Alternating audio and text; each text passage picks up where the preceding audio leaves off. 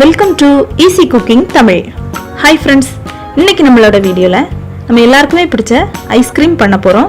அதுவும் கேரட் வச்சு எப்படி ஐஸ்கிரீம் பண்ணுறது அப்படின்னு பார்க்கலாம். அதுக்கு முன்னாடி நம்மளோட சேனலில் நீங்கள் என்ன சப்ஸ்கிரைப் பண்ணலைன்னா ரெட் கலர் சப்ஸ்கிரைப் பட்டனை கிளிக் பண்ணி சப்ஸ்கிரைப் பண்ணுங்கள்.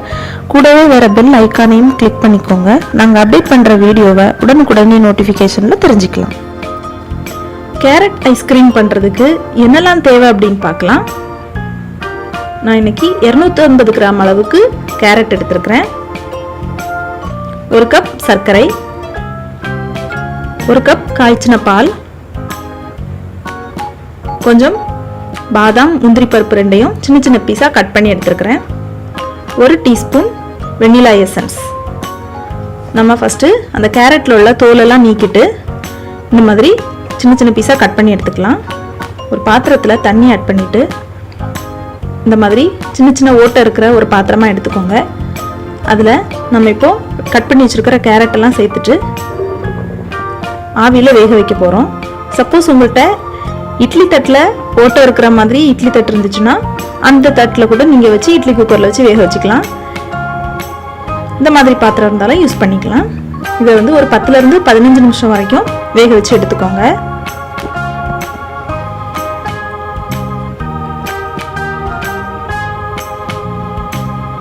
பாருங்க, 15 நிமிஷம் ஆயிருக்கு. நம்ம இந்த மாதிரி ஸ்பூன் வச்சு அழுத்தும் போது அது நல்லா சாஃப்டா ஸ்பூன் உள்ள இறங்கி நல்லா அந்த மாதிரி 2 துண்டா நமக்கு உடைஞ்சு வரணும். அந்த அளவுக்கு நல்லா சாஃப்டா வேக வச்சு எடுத்துக்கோங்க. இப்போ இது நல்லா ஆறட்டும். நல்லா ஆறின பிறகு இதை ஒரு மிக்ஸி ஜாருக்கு டிரான்ஸ்ஃபர் பண்ணிட்டு தண்ணி எதுவும் சேர்க்காம நல்லா பேஸ்ட் மாதிரி அரைச்சி எடுத்துக்கோங்க. ஒரு துண்டு கூட இல்லாத அளவுக்கு நல்லா எல்லாமே நல்லா பேஸ்ட் ஆகிற அளவுக்கு அரைச்சி எடுத்துக்கலாம். பாருங்க, நல்ல பேஸ்ட் ஆயிருக்கு, துண்டு எதுவுமே இல்லை, நல்லா நைஸா அரைஞ்சி பேஸ்ட் மாதிரி ஆயிருக்கு. இப்போ இதை ஒரு அடிகனமான பாத்திரத்தில் எடுத்துக்கலாம். இப்போ இதை ஸ்டவ் ஆன் பண்ணி வச்சுட்டு லைட்டாக இதை இந்த மாதிரி கிளறி விட்டுட்டு நாம் இப்போ சர்க்கரை சேர்த்துடலாம். நான் இப்போ பாதி சர்க்கரை தான் சேர்க்குறேன். இது ஒரு வாட்டி நல்லா கலந்து விட்டுக்கலாம்.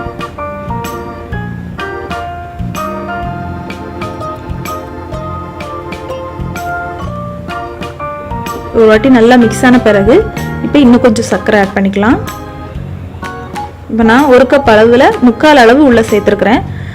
நம்ம கொஞ்சம் இனிப்பு அதிகமாகவே சேர்த்துக்கலாம். ஏன்னா நம்ம ஃப்ரிட்ஜில் வச்சு அது கட்டியாகி சாப்பிடும்போது கொஞ்சம் இனிப்பு அதிகமாக இருந்தால் தான் நல்லாயிருக்கும். அதிகமாக நம்ம சேர்த்தாதான் இனிப்பு நமக்கு நல்லா தெரியும். நம்ம கரெக்டான அளவு சேர்த்தோம்னா நல்லா கூலான பிறகு சாப்பிடும்போது இனிப்பு கம்மியாக இருந்த மாதிரி தெரியும். பாருங்கள், அந்த சர்க்கரையெல்லாம் துண்டு எதுவும் இல்லாமல் நல்லா கரையிற வரைக்கும் இந்த மாதிரி கிளறி விட்டுக்கோங்க. துண்டெல்லாம் நல்லா கரைஞ்சதும் நம்ம காய்ச்சி வச்சிருக்கிற பாலை உள்ளே சேர்த்துடலாம். நம்ம பாலை உள்ளே சேர்த்ததும் ஸ்டவ்வை ஆஃப் பண்ணிடணும். நம்ம பச்சை பால் சேர்த்தோம் அப்படின்னா அது அவ்வளோவா நல்லா இருக்காது. அதனால தான் நம்ம ஃபர்ஸ்ட்லேயே பாலை காய்ச்சி ஆடை எதுவும் இல்லாமல் வடிகட்டி எடுத்து வச்சுருந்துறேன். பாருங்கள், இப்போ இதை நல்லா மிக்ஸ் பண்ணி விட்டுட்டு நம்ம இப்போ இதை ஆற வச்சுக்கலாம். இது நல்லா சூடெல்லாம் இல்லாத அளவுக்கு நல்லா ஆறட்டும். நல்லா ஆறின பிறகு நம்ம வச்சுருக்கிற வெண்ணிலா எசன்ஸை உள்ளே ஆட் பண்ணிக்கலாம். நம்ம எசன்ஸ் ஆட் பண்ணுறதுக்கு முன்னாடி வர நம்ம அதை டேஸ்ட் பண்ணி பார்க்கும்போது கேரட்டில் உள்ள ஸ்மெல் அதில் இருந்துட்டு தான் இருக்கும். ஆனால் நீங்கள் வெண்ணிலா எசன்ஸ் ஆட் பண்ண பிறகு டேஸ்ட் பண்ணி பார்த்தீங்க அப்படின்னா உங்களுக்கு கேரட்டில் தான் பண்ணியிருக்கோம் அப்படிங்கிறது தெரியவே தெரியாது. அந்த அளவுக்கு அந்த டேஸ்ட் நமக்கு டிஃப்ரெண்ட் ஆயிரும். இனி இந்த மாதிரி ஒரு பவுலில் இதை சேர்த்துடலாம்.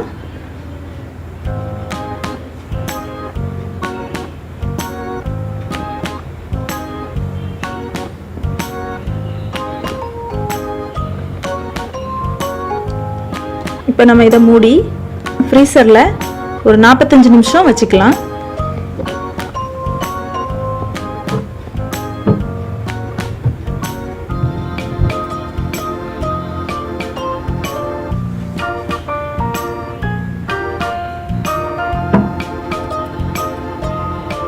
பாருங்க, இப்போ 45 நிமிஷம் ஆயிடுச்சு. இப்போ நம்ம இதை வெளியே எடுக்கலாம்.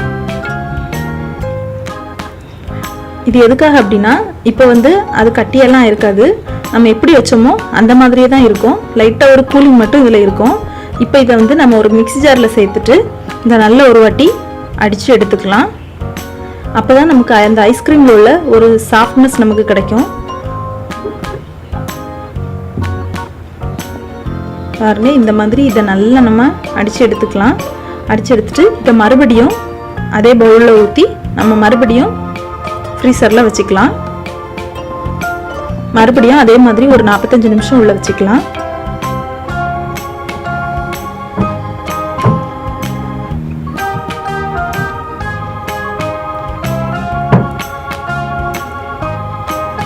பாருங்க, மறுபடியும் 45 நிமிஷம் கழிச்சு அதே மாதிரி அதே மிக்ஸி ஜாரில் மறுபடியும் சேர்த்து நல்லா அடித்து எடுத்துக்கலாம்.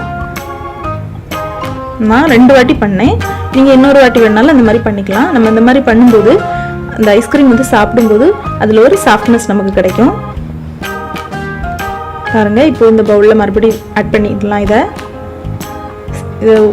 சேர்த்துட்டு நம்ம கட் பண்ணி வச்சுருந்த பாதாம் முந்திரியெல்லாம் இந்த மாதிரி மேலே தூவிக்கலாம். நான் ஃபஸ்ட்டில் ஏன் சேர்க்கலை அப்படின்னா, நம்ம மிக்சியில் அரைச்சி எடுக்கும்போது இது வந்து நல்லா பொடி பொடி ஆயிரும். அப்போ நம்ம ஐஸ்கிரீம் சாப்பிடும்போது ரொம்ப டேஸ்ட் இருக்காது. கொஞ்சம் பெரிய பெரிய பீஸாக இருந்தால் தான் நல்லாயிருக்கும். அதனால தான் நம்ம கடைசியாக இதை ஆட் பண்ணியிருக்கோம். இப்போ நம்ம இதை ஃப்ரிட்ஜில் வச்சிடலாம். ஒரு 7லேருந்து 8 மணி நேரம் வரைக்கும் இது ஃப்ரீசரில் இருக்கட்டும்.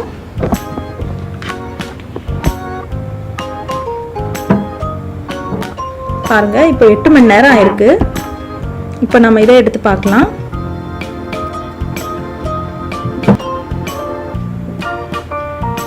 பாருங்க, கட்டியாக இருக்கு பாருங்க.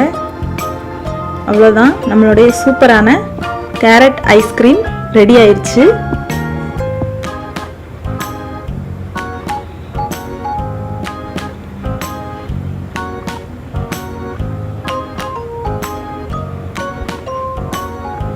பாருங்க, ரொம்பவே சூப்பராக ரெடி ஆயிருக்கு.